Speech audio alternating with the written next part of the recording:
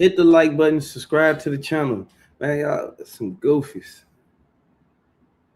They so goofy. Hey, I don't know what's up with this, man. Hey, man, I don't know what to call it. If you're new to the channel, man, hit the like button if you want to. You ain't got to if you don't want to.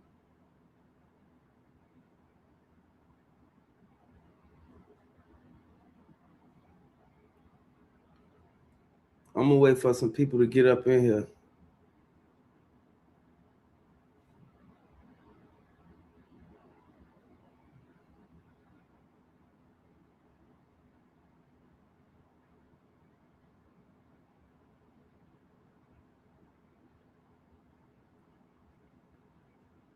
Hey, man, I know there's a lot of goofies up in here. You know what I'm saying? I know a lot of y'all goofy, clowned out, but can't say nothing about that, man. But at the end of the day, y'all listen to these clowns. Hey, look, y'all listen to the most goofiest clowns ever. Look at this clown right here, y'all. I don't know what to call it. I just know this man is straight goofy. He lying the whole time. Lying.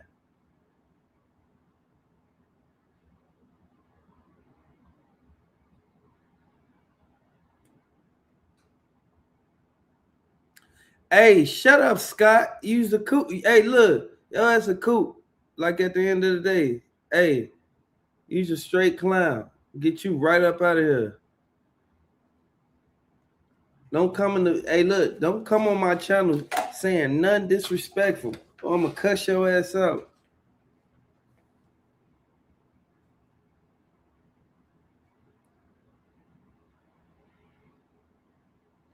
Look at it. Hey, look at this. Look at this clown right here, y'all.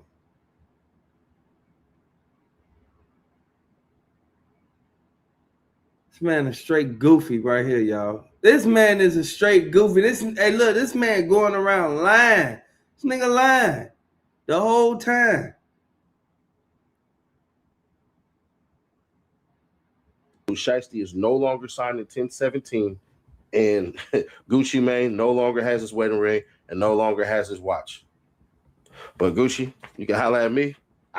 He steady talking about holler at him. What you gonna do? What you gonna do? Like, come on now. You only good in your own hood. You not good around the whole city. Come on now. I can get it back for you, bruh. Other than that, man, it is what it is. Leaked footage of Pooh Shiesty robbing Gucci Mane is going viral. Behind the flashy chains and million-dollar deals, Gucci Mane was running into some serious street politics that ultimately led to him getting his jewelry snatched right off his body by his own artist's crew in broad daylight. The shocking truth behind what brought down the ice cream man is more calculated and ruthless than anyone imagined. And we got the exclusive footage that's about to break the internet and expose the whole operation. Yo, what's good, fam? We about to dive deep into some real street drama that's been shaking up the hip-hop community, and trust me, y'all ain't ready for this level of betrayal and calculated revenge. Now, before we get into this wild ride, let me keep it 100 with y'all. Social media been buzzing about Gucci Mane getting robbed, but most people think it's just rumors or some fake news for clout. But yo, we about to separate the facts from the fiction. Man, if Gucci Mane got robbed, man, Pooh Shiesty be in jail right now. Hey, look, y'all listen to the most goofiest niggas ever. Like, at the end of the day, like, I want you to know, man. Hey, look, regardless of what's going on, if Pooh Shiesty did something like that, Pooh Shiesty be locked up right now. If he actually went out there and did that to Gucci Mane, come on now, man. Gucci Mane and his wife would have told on his ass. Real from the fake and show y'all exactly what went down last Tuesday night in Dallas, Texas. That's the date that changed everything for Gucci Mane and his 1017 empire forever. This rap mogul was handling business in his private studio when his— Hey man, hey look, listen, hey look, don't come in here with that goofy shit. No, you crazy. Hey look, you goofy. Like, at the end of the day, I want you to know, man, Gucci Mane, just because he took down a post, that don't mean he got robbed, clown. Your ass is a straight clown, dude. His own artist Pooh Shiesty pulled up with some serious energy and a crew that was ready for whatever. Now, hold up before y'all start thinking this was just some regular label dispute over contracts or publishing Your deals. ass a goofy, This goes dude. way deeper than Stop money and commenting on my business. shit. This is about respect, loyalty, and street justice. But With Novo for small businesses, managing expenses is a walk in the park. Hey, stop commenting if you ain't gonna say nothing. We got the exclusive security footage that shows exactly what went down, and I'm dropping it at the very end of this video. And before any of y'all start questioning my sources, remember I've been breaking street news for years and my track record is flawless. When I tell y'all something happened, it happened exactly how I'm about to break it down. So check it. Tuesday night around 11 p.m. in Dallas, Gucci Mane was in his private studio working on some new heat for his upcoming project when Pooh Shiesty rolled up unannounced with 3 of his YNs from Memphis. Now, for those who've been following the drama, y'all know Pooh Shiesty been feeling some type of way about how Gucci handled his homie Big Scar's funeral situation. Scar passing away, like Gucci Mane ain't get robbed in Atlanta. Got over that.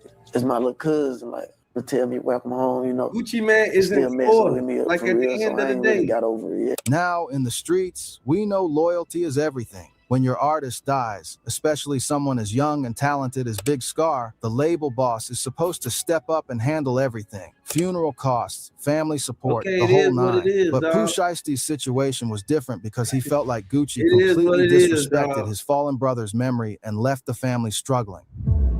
Evidence presentation. According to Big Scar's family, Gucci only sent $10,000 for flowers when they needed way more for a proper send-off. We talking about a funeral that should have cost at least $50,000 to do it right. That's some cold behavior right there. The family was heated with Scar's sister saying, "My brother was worth more than $10,000, quit playing with me." He said he couldn't pay for the funeral because his wife's birthday was coming up. Funeral paid for. That 10K went to a flowers. Flowers high school. We still got a casket. He getting cremated. He getting put up in a museum. Bitches would not be able to walk on my brother's grave. He ain't getting put in no ground. He ain't getting buried with no chains. He not getting no chains back. Period. At the end of the day. Receipts that and a bill uploaded. For the bill. And no receipts. Like I said, we on the receipt 10,000. What the other 10 is, I don't know. But yeah. Yeah. I'm at work with my feet up. OTM. Making boxes. Hey, I believe talking about some long live him, bro. You ain't do nothing, cuz, on God. And you ain't getting them chains, cuz. You can't get them chains. There's no way you can get them chains. Right. The minute that them folk called your phone to see if you gonna pay for the funeral, you blocked them. That's not real, cuz. On God, it's not real. I thought Gucci was rich too. Ha, food all up. Deeper context. But let me give y'all some more context on why this hit Pooh Shiesty so hard. Big Scar wasn't just another artist on the label. He was Pooh Shiesty's day one homie from Memphis. They came up together in the trenches, and when Scar died, Pooh Shiesty felt like he lost a brother. So when Gucci didn't handle the funeral properly, it was personal. Escalation points. That ain't even the real Gucci. But yo, this is where the story gets deeper than just funeral drama. See, Pooh Shiesty been carrying this grudge for months, plotting and planning. When he walked into that Dallas studio, he wasn't there to make music or discuss business. He was there to make a statement and set up the biggest finesse of 2024. The confrontation begins. Real talk.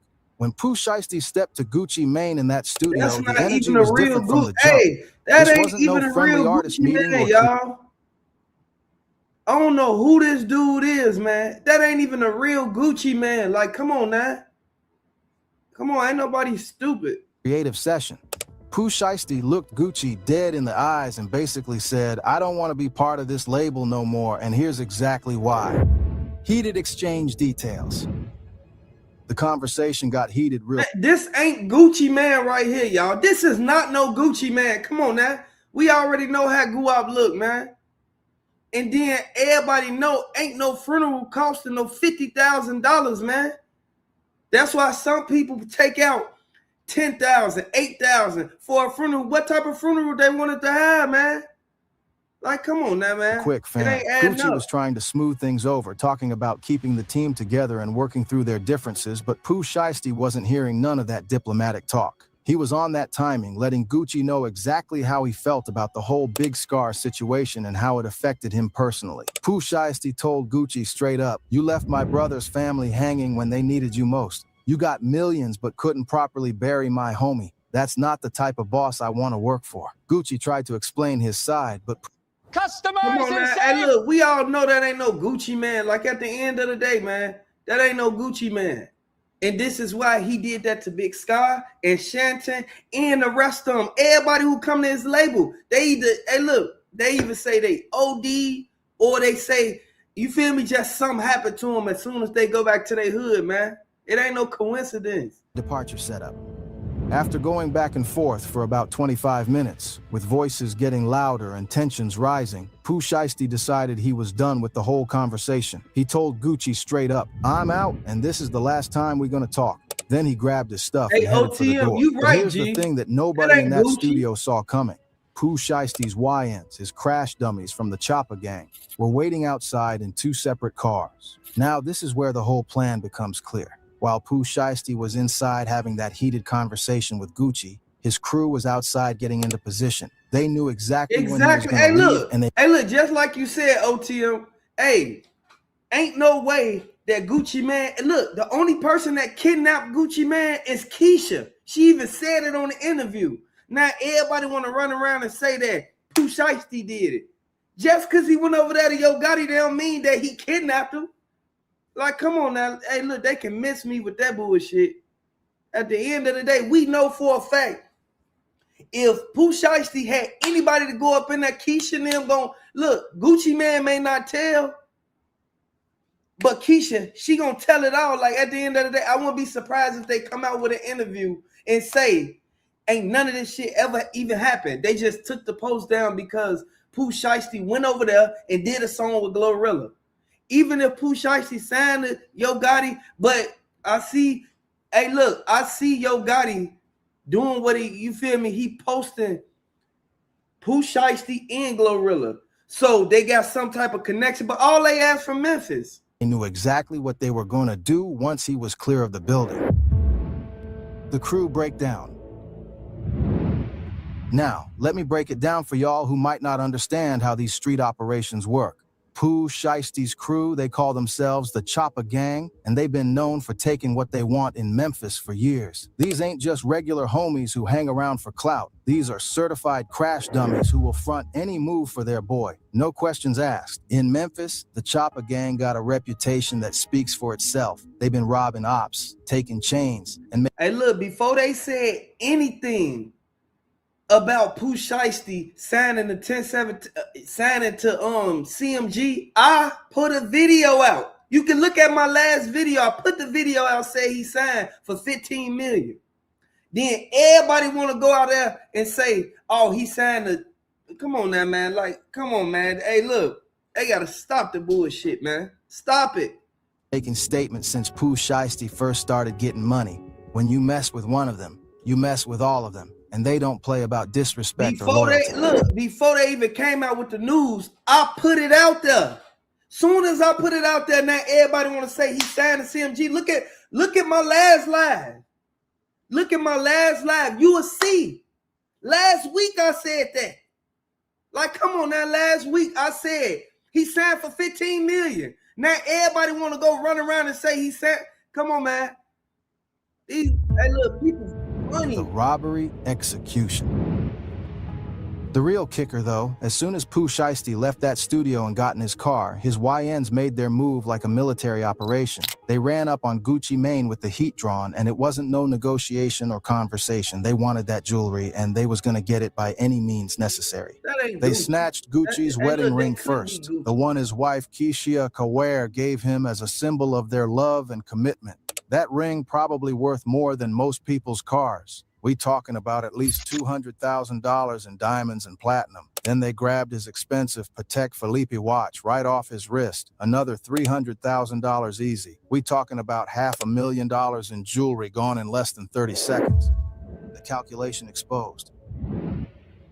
But here's what got everybody in the industry shook. This wasn't no random robbery or crime of opportunity. This was calculated, planned, and executed with precision. Pooh Shiesty knew exactly what was about to happen when he left that studio. He set up the whole play using the confrontation as a distraction while his crew got into position outside. In the hood, we know this type of move sends a message that goes way beyond money. It's not just about the jewelry or the cash value. It's about disrespect, payback, and showing that actions have consequences. Pooh Shiesty was letting Gucci know that the Big Scar situation wasn't forgotten and there was gonna be street justice. How SRT to be exact. You know, this the faster key. They come with black keys, but when you got these keys, make the car fast. You unlock all the engine power. But, you know, this my first track out. Been one bad. I got this on Gucci Mane's birthday. Like, he gifted me this at his birthday dinner. The dinner was almost over. We leaving out. I'm thinking I'm finna go get back in my haircut. The aftermath details. After the robbery went down, Gucci Mane had no choice but to immediately drop Pooh Shiesty from 1017 Records. The relationship was done, finished, over with, permanently, but the damage was already done. Gucci was walking around without his wedding ring and his most expensive watch. Y'all sit there and see how Finesse 2 times signed to Mob Ties, Finesse 2 times signed to BGE, and ain't no telling who else Finesse 2 times signed to. You can be signed under multiple labels. Like at the end of the day, Mob Ties don't even rock with Finesse 2 times, but he still signed to them. They still get their bread. And the whole industry was talking about how he got caught slipping. This situation also exposed some serious security flaws in Gucci's operation. How do you let your own artist's crew get that close to you? Where was the security team? These are questions that every label boss is asking themselves right now. That's when YouTuber Seti Nash got wind of the whole situation and decided to expose everything on his channel. Imagine being able to build an app with your name like at on the it. end of the day, hey, that man is a straight goofy, man. Like, hey, look. I don't even know what to say behind this, man.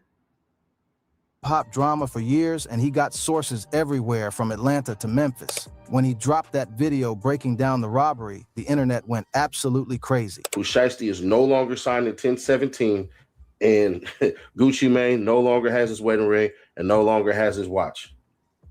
But Gucci, you can holler at me. I can get it back for you, bro. Other than that, man, it is what it is.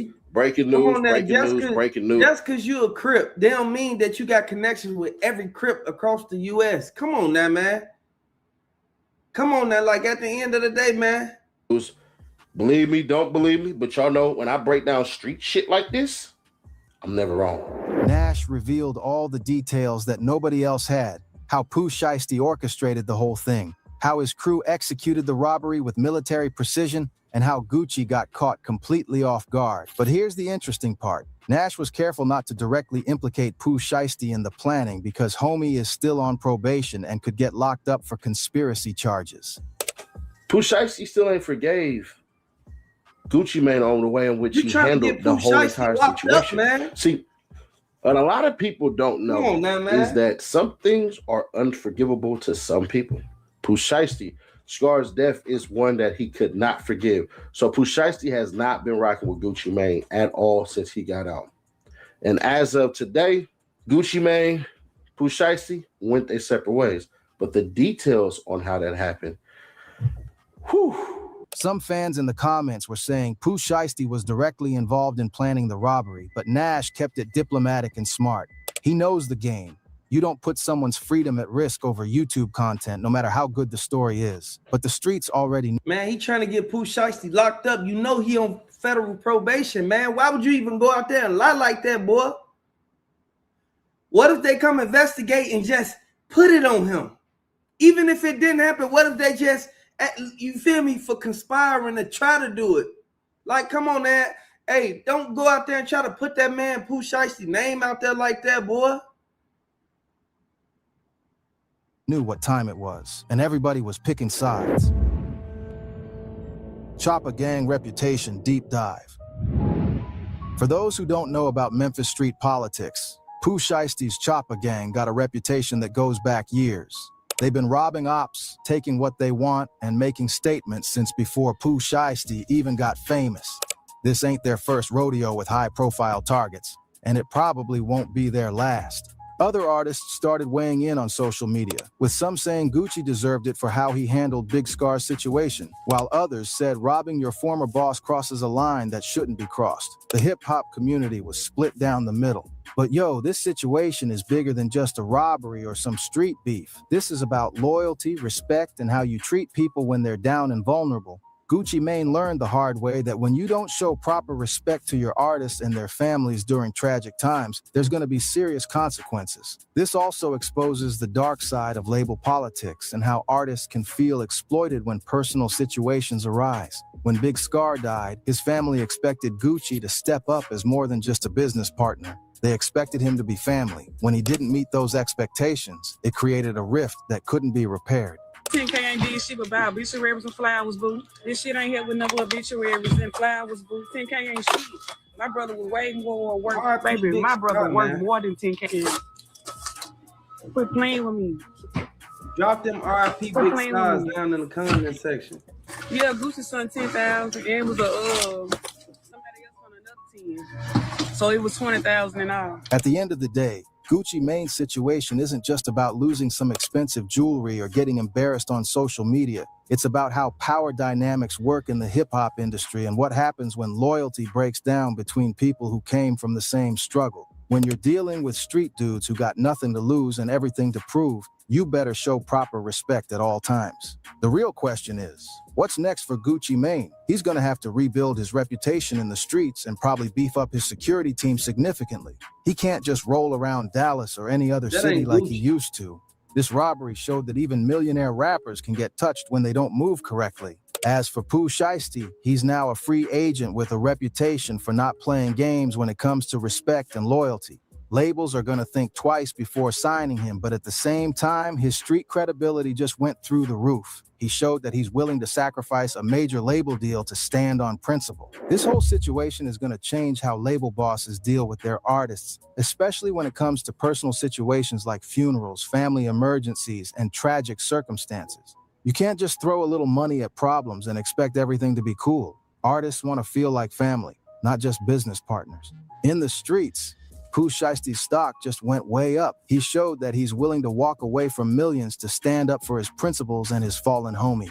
That type of loyalty is respected in the hood, even if it costs you everything. Now, I know y'all been waiting patiently for this exclusive footage I promised at the beginning. The security cameras from that Dallas studio caught everything. The heated confrontation between Pooh Shiesty and Gucci, Pooh Shiesty leaving the building, and his crew making their calculated move. This footage is about to go viral and confirm everything we just talked about, building maximum suspense. But before I show y'all this exclusive footage that nobody else has, let me remind you that this is some serious street business that could have legal implications. What you're about to see shows exactly how calculated and planned this whole operation was. Pooh Shiesty played chess while Gucci was playing checkers, and the footage proves it. The footage is crystal clear. You can see Pooh Shiesty's YNs waiting outside in their cars. You can see them getting out and approaching the studio. You can see them making their move on Gucci. And you can see Gucci's shocked reaction when he realizes what just happened. This is the type of exclusive content that changes everything and breaks the internet. What are your thoughts on Pooh Shiesty's move and Gucci Mane's handling of the Big Scar situation? Was this justified payback for disrespecting a fallen soldier, or did it go too far and cross a line that shouldn't be crossed? Drop your thoughts in the comments below and make sure you stay tuned. And yo, if you want to see more exclusive street news, behind the scenes industry drama, and footage that nobody else has access to, smash that subscribe button and hit the notification bell. We got... Hey, man, and I want y'all to know, the reason why they even went out there, look, this ain't Gucci Mane. Like, hey, look, drop a 1 down in the chat box if y'all think that this not the real Gucci. Drop a 1 if you feel that this, this gotta be something else, man. Gotta be something else, man. Gotta be. According to Big Scar's family, Gucci only sent $10,000 for flowers when they needed way more for a proper send-off. We talking about a funeral that should have cost at least $50,000 to do it right. That's some cold behavior right there. The family was heated, with Scar's sister saying, "My brother was worth more than $10,000, quit playing with me." He said he couldn't pay for the funeral because his wife's birthday was coming up. Funeral paid for. That 10K went to flowers high school. We still got a casket. He getting cremated. He getting put up in a museum. Bitches would not be able to walk on my brother's grave. He ain't getting put in no ground. Drop the ones down in the comment. Hey, look, drop them ones down in the comment section. If you think that dude who put that video out that's saying that he could get the chain back and do all this to holler at him, hey, man, I want y'all to drop a one down in the comment section if y'all think that he trying to get Pooh Shiesty locked up again after he just got out from doing all them years. He ain't getting buried with no chains. He not getting them chains back. Period. At the end of the day, receipts that and a bill uploaded for the bill and no receipts. Like I said, we only received 10,000. What the other 10 is? Picked a great name, but your voice doesn't quite match it. Hey, drop the ones down in the comment section. Yeah. I'm at work with my feet up, making boxes. Talking about some long live him, bro. You ain't do nothing, cuz, on God. And you ain't getting them chains, cuz. You can't get them chains. There's no way you can get them chains. Right. The minute that them folk called your phone to see if you were gonna pay for the funeral, you blocked them. That's not real, cuz. On God, that's not real. I thought Gucci was rich too. Ha, food all over. Deeper context. But let me give y'all some more context on why this hit Pooh Shiesty so hard. Big Scar wasn't just another artist on the label. He was Pooh Shiesty's day one homie from Memphis. They came up together in the trenches, and when Scar died, Pooh Shiesty felt like he lost a brother. So, man, that was his. Hey, look, that was his cousin. That was his cousin, man. And I want y'all to know, man. Hey, look, hey, man, hit the like button. Hit that like button. Hit that like button. Hit that like button. He bogus for what he did, but we know for a fact, dude, hey, look, dude shouldn't have never put that out there like that, man.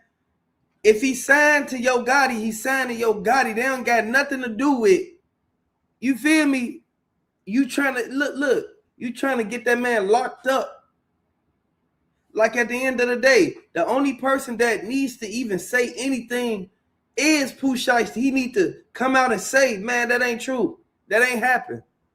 Gotta expose the lies, man. People know what they be doing, man. People know exactly what they be doing, man. And this is the reason why everything going on the way that it's going. Like at the end of the day, hey, look, the internet ain't the same no more. Like at the end of the day, boy, they run with anything. Anything. We know for a fact Pooh Shiesty about that life. But damn mean Pooh Shiesty went out there and, you feel me? Come on now, man. Trying to get that man locked up. Dude a goofy. Dude is a straight goofy, man.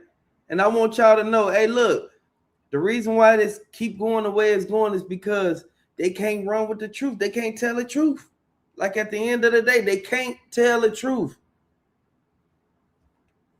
We know exactly what's going down, man. We know exactly the reason why they even put themselves out there like that. Okay, we know Pooh Shiesty signed, you feel me, to Gucci Mane, but at the end of the day, we got to be cautious and we got to really watch everything that we do because Pooh Shiesty just got out, man. Pooh Shiesty just got out. So, hey, look, can't nobody really, you know what I'm saying? Can't nobody really say that Pooh Shiesty went out there and try to ruin his whole, look, everything that he got going on. Can't nobody say that. Like at the end of the day, man, hey, look, drop them 222s down in the chat box, man. If y'all think that other dude lying, man. Yeah, Pooh Shiesty need to, hey, look, before it get out of hand, he need to make a statement or something. He need to tell everybody he ain't do that. It's a lie. Like at the end of the day, we got to expose all them lies, y'all. We got to. Like, come on now. The barrage of bullets sending 2 people to the hospital, and it lands a rapper in jail. 7 Sheldon Fox remember this? with the exclusive. Pooh Shiesty just got raided after violating his release terms after only being out for 3 months. Behind his first day out celebration, this Memphis rapper was moving reckless in ways that ultimately led to his freedom being snatched away again. You know the feds play dirty, and when he was dissing them on his first day out song, which has over 25 million views now, they made sure to get his ass. The shocking truth behind what brought him down is more predictable than anyone wants to admit, and we're about to break down exactly how he fumbled the bag. But before we get into all that, let me break down everything for y'all boys. This Memphis rapper was supposed to be living his second chance when federal agents ran up in his spot and violated his parole. Now hold up before y'all start thinking this came out of nowhere. Homie been moving like he didn't care about his freedom since day one. But here's where it gets real spicy. He was practically begging to go back. For those who haven't been keeping up, Pooh Shiesty came home after serving just under 5 years of what was supposed to be an 8-year sentence. The feds originally wanted him to do 20 years, but his legal team got it knocked down. Still, coming home early on federal parole means you're walking on thin ice every single day. When Pooh Shiesty first came home, he was supposed to be on his best behavior. Federal parole ain't no joke, fam. You got curfews, check-ins, and a whole list of things you can't do. But this dude, he was moving like the feds wasn't watching. I remember when he was on Ben the Don stream and his parole officer called him asking where he was. Bro was supposed to be home for his curfew, but he was out in the streets past his time. And get this, he lied to his PO while on camera. Ben had to mute the mic because he knew that was some hot type shit. Hello? Yeah, Latrell Williams. Yeah, I'm at the house.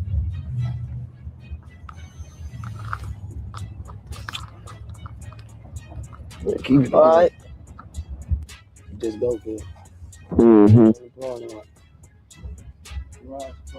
Oh my God. Oh, no. You said what? Yes, I am. Yes, I am, man. Check it again. That's where I live at. That's where I live at. Refresh it. That's where I live at. Look. I ain't lying to you. I ain't playing no game. You can mute the joint right now, I don't play like that. That's some real reckless behavior right there. The crazy part is, this wasn't just a one-time thing. Pooh Shiesty been moving like he was untouchable since day one. He was posting on social media, flexing. But at the end of the day, I want y'all to let me know if y'all think that's Gucci or not. Hey, like at the end of the day, look, when everything's said and done, dude tried to get Pooh Shiesty locked up. You bogus as hell for trying to get that man locked up, and you know he just came from the feds. Like, come on now, man. Jewelry, cars, and talking that street talk like he wasn't still technically a federal prisoner on supervised release. But yo, this is where the story gets deeper than just violating curfew. See, hey, OTM, if you want to send me something, send it to my Gmail, man.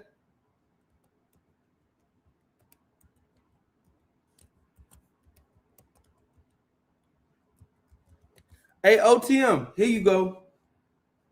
Send it to the Gmail. Send it to my Gmail, boy. Pooh Shiesty been telling on himself through his music. In his lyrics, he straight up said, out on paper with a fully ARP sitting on my counter. Now in the streets, we know Pooh don't rap cap. When he says something in his bars, that's his reality. For y'all who might not understand, an ARP is a fully automatic weapon, something a federal parolee definitely can't have. The real kicker, though, he was staying in a halfway house as part of his release conditions. Let me explain what that is for those who don't know. When federal inmates get released early, they don't just go straight home. They got to stay in a transitional facility called a halfway house. You sleep there every night, follow strict rules, and gradually earn more freedom. It's designed to help people readjust to society, but you still got to follow federal guidelines. In a halfway house, you got a curfew. Usually you got to be back by a certain time every night. You can't just come and go as you please. You got to get permission to travel, permission to work certain jobs, and you definitely can't be around other felons or gang members. The whole point is to slowly transition you back into society while keeping you under close supervision. But here's the thing about federal supervision. They don't play games. State parole might give you some slack, but federal parole officers are trained to watch your every move. They can search your place anytime, drug test you randomly, and if you violate even the smallest rule, you're going right back to finish your sentence. For someone like Pooh Shiesty, who's the CEO of Choppa Gang, this supervision was supposed to be even stricter. The feds don't just watch individuals, they watch organizations. When you're the head of something called Choppa Gang, you already know they keeping tabs on everyone you associate with, everywhere you go, and everything you do. Now let's talk about what got Pooh Shiesty in this whole mess to begin with. This wasn't his first rodeo with the law, and his pattern of behavior shows he never really learned his lesson. The case that sent him away originally involved some serious street business. Back in 2020, Pooh Shiesty was involved in multiple incidents that caught federal attention. The main case involved him robbing somebody after meeting up with them, then shooting them during the robbery. Now, in just one station, surveillance cameras showing a new view of a violent shootout in a parking lot of a South Florida apartment building. The barrage of bullets sending 2 people to the hospital, and it lands a rapper in jail. According to court documents, this wasn't just a random crime. And it lands a rapper in jail. 7 Sheldon Fox with the exclusive. Island says you're wanted. With it. Mr. Williams, you were arrested for pursuant to an arrest. It was part of a pattern of violent behavior that the feds had been tracking. But that wasn't even the end of it. There's also the story about him shooting up a club after getting his money snatched. During that incident, he shot a security guard who was just trying to do his job. Popular rapper arrested. He's accused of shooting a security guard at a South Florida gentleman's club and will remain behind bars. A judge denied bond for 21-year-old Lontrell Williams. Real talk, when you're moving like that in the streets, you're not just putting yourself at risk. You're endangering innocent people trying to make a living. The federal government built their case around multiple incidents, including armed robbery, assault with a deadly weapon, and conspiracy charges. They painted a picture of Pooh Shiesty as someone who used violence as his first option, not his last resort. The prosecution argued that he was a danger to as his first option. Man, that ain't no Gucci, man. Hey, look, that ain't Gucci, man. Look at that beard, man. Come on now, man. Gucci never had a beard. He ain't really even grow hair on his face on the side. But as soon as he get locked up, hair just start growing there. Well, no, that's not no Gucci. That ain't Gucci. Not no goddamn Gucci. Not his last resort. The prosecution argued that he was a danger to the community and needed to be locked up for the full 20 years they originally sought. His defense team worked hard to get that sentence reduced, arguing that he was young, had potential as an artist, and could be rehabilitated. They got it down to 8 years, which was still a significant sentence, but much better than the 2 decades he was facing. When Pooh Shiesty came home, he had everything going for him. His First Day Out song was doing numbers. He was getting plaques, driving foreign cars, and even rumored to be with India Love. He had the opportunity to build a legitimate empire, but... Man, we know for a fact. Hey, look, hit the like button if y'all feel that the dude who put that video out, he trying to get Pooh Shiesty locked up.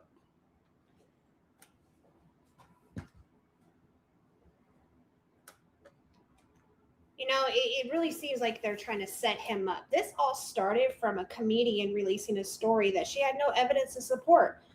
Someone named Tasha Kane. If you're going to release information about somebody, you should absolutely know what you're talking about because you can destroy a person's career, life, and everything else. Now we've got this viral rumor running around the internet, and people are trying to figure out if it's true or not. I mean, if you really think about it, one of your own artists kidnapping you and robbing you, that's some major shit. So why would you put a lie out there that would literally take this person back to prison? You're trying to destroy their career. They trying to get that man locked up. Everything and clean them up. Ben tried to keep it low-key at first, but the streets was already talking. In the clip that went viral, you can hear Ben telling his caller, "You remember that bet when Buddy had this right here and I told you he going to jail? He's going back." Remember that bet when Buddy had this right here? And I told you, I was like, he going to jail? Yeah. He's going back. The way he said it showed this wasn't completely unexpected. People who knew Pooh Shiesty's situation saw this coming. But here's where it gets interesting. Ben later tried to say on Twitter that the call wasn't about Pooh Shiesty.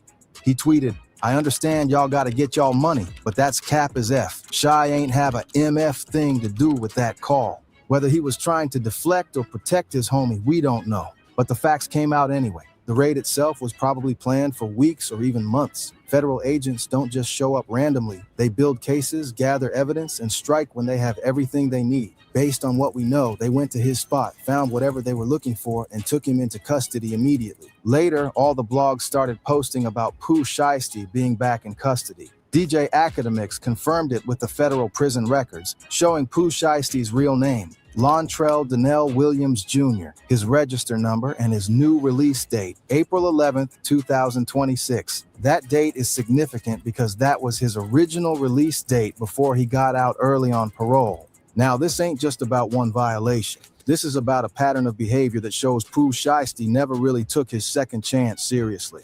The street's been talking about how he was moving since he came home, and it wasn't looking good. For y'all who might not understand federal parole, let me explain. When you get released early from federal prison, you're still technically serving your sentence, just in the community instead of behind bars. You got strict conditions, curfews, regular check-ins, no weapons, no associating with known felons, and definitely no criminal activity. Violate any of these and you go right back to finish your original sentence. The fact that his release date is April 11th, 2026, his original release date, tells us this is likely a parole violation, not new charges. If he had caught new charges, he'd be looking at additional time on top of his original sentence. Instead, they're just making him serve out the rest of his original 8-year sentence. The real question is what exactly triggered the raid? Was it his lyrics about having weapons? Was it him being out past curfew? Was it associating with other gang members? Or was it something they found during a routine check? Based on the timeline and the way everything went down, it seems like the feds had been building a case for his violation for a while. They probably had evidence of multiple violations. The curfew incident on Ben's stream, his lyrics about weapons, maybe surveillance showing him with prohibited associates. This is bigger than just one rapper, though. This is about the cycle that keeps pulling young black men back into the system. When you come from the streets, it's hard to completely disconnect from that lifestyle, especially when that's what made you famous in the first place. Hey, we know what's going on, man. Hey, look, hit the like button, subscribe to the channel, share this video. Hey, share this video, boy. Hey, look. Share this video, boy. Hey, look, we gonna go up today. Share this video, boy. That's sad. That's sad, man.